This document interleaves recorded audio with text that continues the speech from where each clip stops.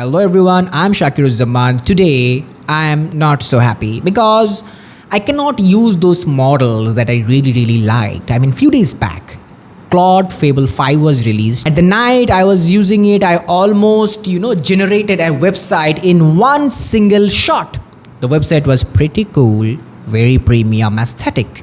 Next morning I woke up to check what's happening in the new AI world, and I saw that my Claude says you cannot use Claude Fable 5 because this model is banned by US government officials. Okay, fine. I mean, there must be any concern, but what happened next?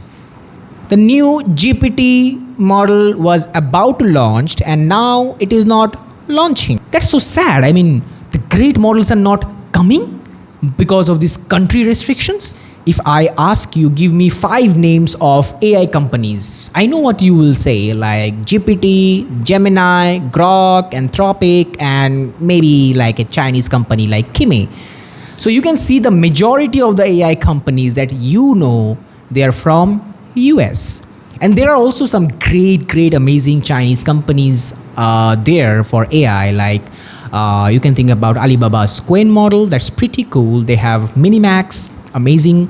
They have Kimi 2.6 is really amazing. They have this agent swarm capabilities, pretty cool. And they have some other models like Baidu have some model, and very cool diffusional models like Kling AI, like Cdance from ByteDance.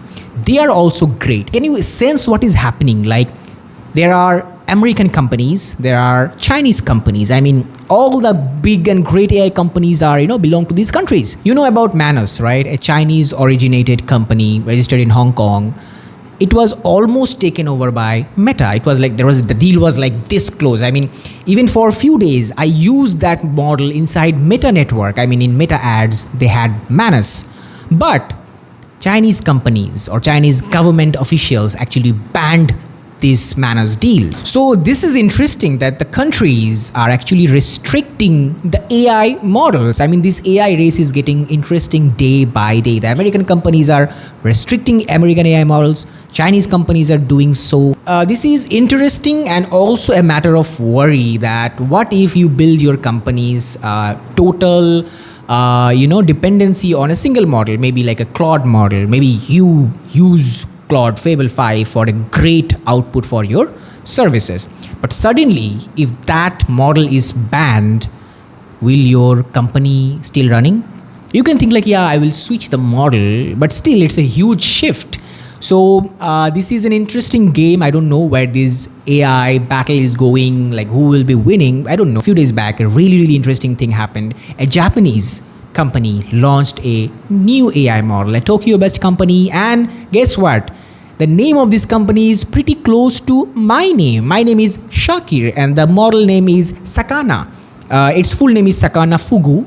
We can call it Sakana AI. It is not a regular AI model. It's more like an orchestration model. Like you can use it from your CLI, or you can use it from Codex. Yes, you can use it from Codex. Yes.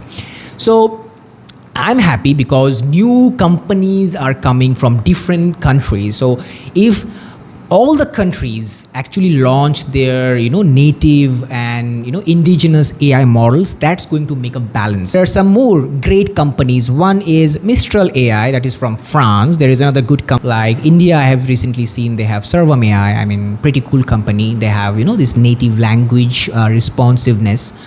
They have raised a lot of money. I forgot the figure, maybe 76 million US dollar, and still working. I believe some other countries will be launching AI models soon, but I'm so sad because I cannot use this Claude's amazing model, and I'm so also very sad because GPT's new models is not coming because I really like the GPT image 2.0. That's pretty cool in generating image, highly precise.